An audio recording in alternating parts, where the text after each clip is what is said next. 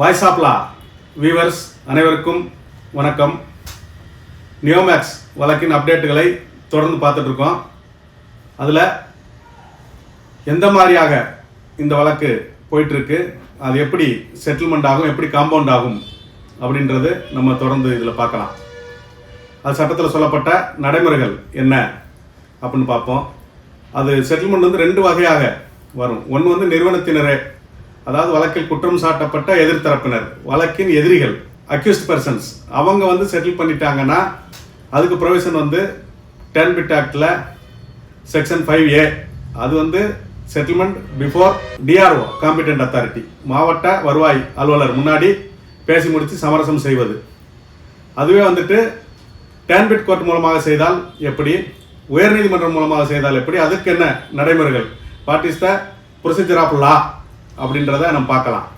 இப்போ என்னென்னா செட்டில்மெண்ட் ஒன்று தான், ஆனால் நிறுவனம் செய்தால் அதற்கு வந்து நடைமுறை வேறு, காவல்துறையினர் இஓடபிள்யூ போலீஸும் டிஆர்ஓவும் செஞ்சால் அதற்கான நடைமுறை வேறு, உயர்நீதிமன்றம் செஞ்சால் அதற்கான நடைமுறை வேறு.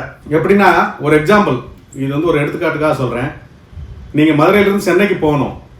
அப்போ மதுரையிலேருந்து சென்னைக்கு நீங்கள் வந்து பஸ்லேயும் போகலாம், கார்லேயும் போகலாம், ஃப்ளைட்லேயும் போகலாம், ட்ரெயின்லேயும் போகலாம்.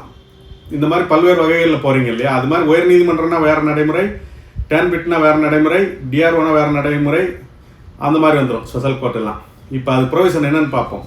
அந்த 5A அப்படின்றது Tamil Nadu protection of interest of depositors establishment act 1997, Tamil Nadu முதலீட்டாளர்கள் பாதுகாப்பு சட்டம் 1997 படி பார்த்தா 5A, அது வந்து டிஆர்ஓ முன்னாடி பண்ணுறது. இதே இது போலீஸார் கொடுத்தாங்கன்னா, போலீஸார் எப்படி கொடுப்பாங்க, அந்த எதிரிகளாக செட்டில் பண்ணலன்னா போலீஸார் என்ன பண்ணுவாங்கன்னா, எதிரிகளாக வந்துட்டாங்கன்னா அவங்க எந்த வகையில் நீங்களும் அவங்களும் பேசி முடித்து அவங்க கொடுக்குறீங்க, நீங்கள் வாங்கிக்கிறீங்க, அது ஒரு முடிவுக்கு வந்துடும். ஆனால் ரெண்டு தரப்பு ஒத்துக்கொள்ளக்கூடிய ஒரு நடைமுறையாக இருக்கணும். அவங்க திணிக்கிறாங்க, நீங்கள் வந்து மறுக்கிறீங்க அப்படின்னு அது முடிவுக்கு வராது.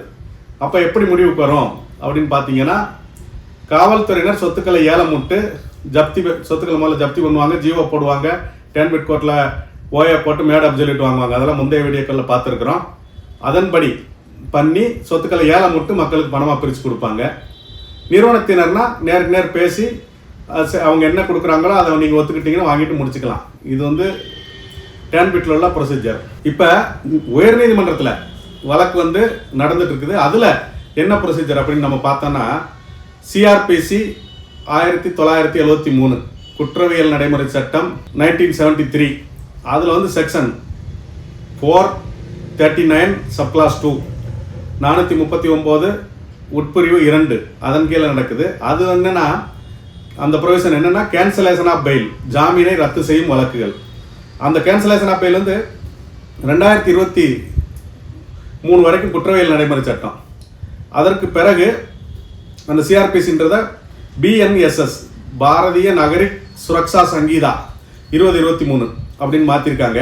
அதில் வந்து இது என்ன ப்ரொசீஜர் மாறுதுன்னா, 483 சப்கிளாஸ் 3, அதாவது சிஆர்பிசியில் 439 உட்பிரிவு 2, இதில் வந்து 483 உட்பிரிவு 3 அதன்படி நடக்குது. இது என்னென்னா, கேன்சலேஷன் ஆஃப் பெயில் எப்போ வரும்னா, ஒருத்தர் வந்து ஜாமீனில் வந்திருக்காரு, அதற்கு பின்பு அந்த வயலேஷன் ஆஃப் பெயில் கண்டிஷன், அவர் ஜாமீனில் விடும்போது சில நிபந்தனைகள் விதிக்கப்பட்டிருக்கும். அந்த நிபந்தனைகளை மீறி நடந்தால் வந்து அந்த ஜாமீனை ரத்து செய்ய முடியும்.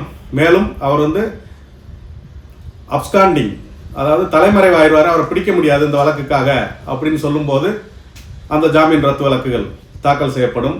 அல்லது ஆவணங்களை அழித்து விடுவார், இந்த வழக்கு சம்பந்தமாக இருக்கிற பேப்பர்ஸு, டாக்குமெண்ட்ஸு, ஃபைல்ஸு, ரெஜிஸ்டரு, கம்ப்யூட்டரில் உள்ள ஆதாரங்கள், செல்லில் உள்ள ஆதாரங்கள், மெயில், இந்த மாதிரி இதெல்லாம் அழிச்சிருவார், ஆவணங்களை அழித்து விடுவார். Tampering the evidence and tampering the witness, சாட்சிகளை மிரட்டுவார். கோர்ட்டுக்கு சாட்சி சொல்ல வர்றவரை வந்து கொலை பண்ணிடுவேன், வெட்டிட்டு குத்தினோடி மிரட்டி சாட்சிகளை ஓட விட்டுருவார். இந்த மாதிரி சூழ்நிலைகள் எல்லாம் இருந்தால் நம்ம வந்து ஜாமீனை ரத்து செய்வதற்கு மனு தாக்கல் செய்யலாம். அது வந்து காவல்துறையோ அல்லது பாதிக்கப்பட்டவரோ அல்லது அந்த வழக்கில் உள்ள சாட்சிகளோ, அவங்கெல்லாம் யார் வேணாலும் ஜாமீனை ரத்து செய்ய சொல்லி வந்து மனு தாக்கல் செய்யலாம்.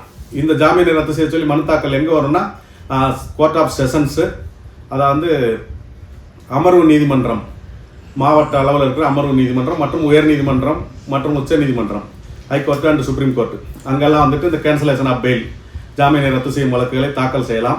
நம்ம தாக்கல் செஞ்ச உடனே வந்து நீதிமன்றம் அந்த ஜாமீனை ரத்து செய்யாது. அந்த குற்றம் சாட்டப்பட்ட எதிர்த்தரப்பினர் எதிரிகளுக்கு இந்த காரணத்திற்காக உங்கள் மீது வந்து வழக்கு தாக்கல் செய்யப்பட்டிருக்குது, இதை ஏன் ரத்து செய்யக்கூடாது அவங்களுக்கு நோட்டீஸ் அனுப்பி அவங்க ஆஜராகி வாதாடும் போது நமது தரப்பு ஆவணங்கள்லாம் நம்ம தாக்கல் செய்த பிறகு அவங்க தரப்பு விசாரணை வழக்கையும் கேட்டுட்டு அந்த ஜாமீனை ரத்து செய்ய வேண்டுமா இல்லையா அப்படின்னு சொல்லி ஒரு முடிவுக்கு வருவாங்க. மேலும் அதில் வந்து என்ன சொல்லுவாங்கன்னா, இன்டர்ஃபியரன்ஸ் ஆஃப் இன்வெஸ்டிகேஷன், அந்த விசாரணையில் தலையிடுவது. இதெல்லாம் பார்த்தீங்கன்னா இந்த அரசியல்வாதிகளுக்கெல்லாம் வந்துட்டு விசாரணையில் தலையிடுவீங்க, நீங்கள் வந்து அதிகாரத்தில் இருக்கிறீங்க அல்லது காவல்துறையில் வேறு பல்வேறு துறையில் அதிகாரியாக இருப்பாங்க, அவங்களுக்கு ஜாமீன் கொடுத்துருந்தா அவங்க வந்து விசாரணை அமைப்பை வந்து மிரட்ட முடியும், அந்த விசாரணையில் தலையீடு செய்ய முடியும். அந்த மாதிரி காரணங்களுக்காகவும் மற்றும் மிஸ்யூஸ் ஆஃப் லிபர்ட்டி, அவங்களுக்கு வழங்கப்பட்ட சுதந்திரத்தை தவறாக பயன்படுத்தும் போது, அதை மிஸ்யூஸ் பண்ணும்போது அப்பவும் வந்துட்டு ஜாமீன் வந்து அந்த இதை வந்து பண்ணலாம். அதுக்கு என்ன சொல்கிறாங்கன்னா, to cancel the bail and direct to commitment of the custody, ஜாமீனை ரத்து செய்து சிறையில் அடைப்பது, நீதிமன்ற அடைப்பிற்கு உட்படுத்துவது அப்படின்ற மாதிரி போட்டு அந்த ப்ரொவிஷன் வந்து போகுது. அந்த ப்ரொவிஷன் தான் நம்ம ஏற்கனவே மேலே பார்த்துருக்குறோம். இப்போ இந்த ஸ்டேஜில் இதில் வந்துட்டு என்ன சொல்கிறாங்கன்னா, மோஸ்ட்லி வந்து இந்த 10 பிட் வழக்கை பொறுத்த வரைக்கும், இந்த நியோமேக்ஸ் வழக்கை பொறுத்த வரைக்கும் எல்லாமே வந்து ஆர்கியூ பண்ணுற மேஜர் விஷயம் என்னென்னா, சொத்துக்களை விற்பனை செய்திருக்கிறார்கள்.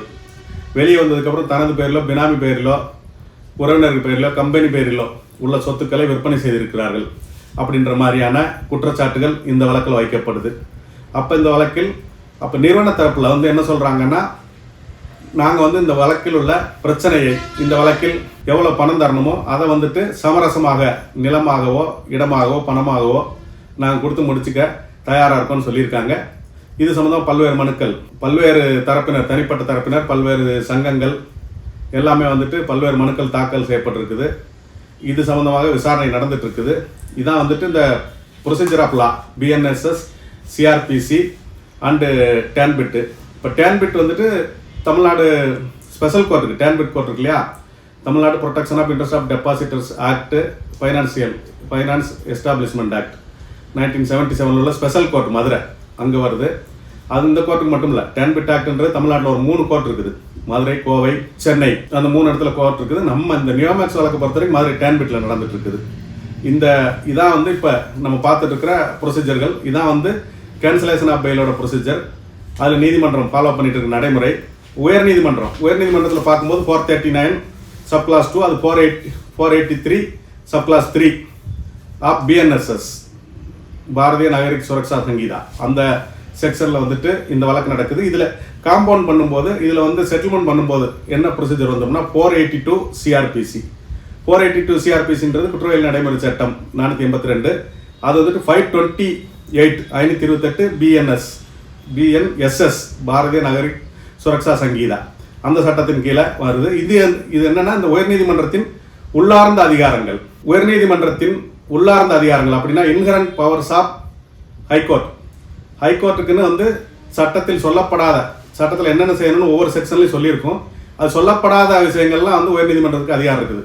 இப்போ எடுத்துக்காட்டாக வந்துட்டு சிபிஐ விசாரணை வேணும் அப்படின்னு கேட்குறோம், சிபிசிஐடி விசாரணை வேணும் அப்படின்னு கேட்குறோம், இந்த வழக்கில் சொத்துக்களை கைப்பற்ற வேண்டும் அப்படின்னு கேட்குறோம், அட்டாச்மெண்ட் ஆஃப் தி ப்ராப்பர்ட்டிஸ், இந்த வழக்கில் வந்து ஃபாரன்சிக் ஆடிட் வேணும் அப்படின்னு கேட்குறாங்க. இந்த மாதிரி நடைமுறைகள் எல்லாம் எதில் வருதுன்னா இந்த 482 சிஆர்பிசி. அதில் வந்து என்னையும் இந்த வழக்கில் சாட்சியாக சேர்க்கணும், எனது மனுவை விசாரணைக்கு எடுத்துக்கொள்ள வேண்டும், இந்த மாதிரி பல்வேறு தரப்பான வேண்டுகோள்களுடன் direction to direct the respondent to take cognizance, charge sheet file பண்ணணும், இவ்வளோ நாளைக்குள்ள ஒரு குறிப்பிட்ட பீரியடுக்குள்ள சார்ஜ் ஷீட் ஃபைல் பண்ணுறதுக்கு டைரக்ஷன் கொடுக்கணும், எஃப்ஐஆரே போடாத வழக்குகளில் எஃப்ஐஆர் போட சொல்லி ஒரு உத்தரவை பிறப்பிக்க வேண்டும் அப்படின்ற மாதிரி இதெல்லாம் வந்து 482 சிஆர்பிசியில் வந்துடும். அப்போ இதில் வந்துட்டு கிட்டத்தட்ட வந்து 100க்கும் மேற்பட்ட வழக்குகள் தாக்கல் செய்யப்பட்டிருக்கு அப்படின்னு சொல்லும்போது அது எல்லாமே வந்துட்டு 482 சிஆர்பிசி. அது வந்து 528 பிஎன்எஸ்எஸ், அந்த சட்டத்தின் கீழே இந்த ப்ரொவிஷன்லாம் வருது. இப்போ பெயில் கேன்சலேஷன் தனி provision, inherent powers of high court அது தனி ப்ரொவிஷன்.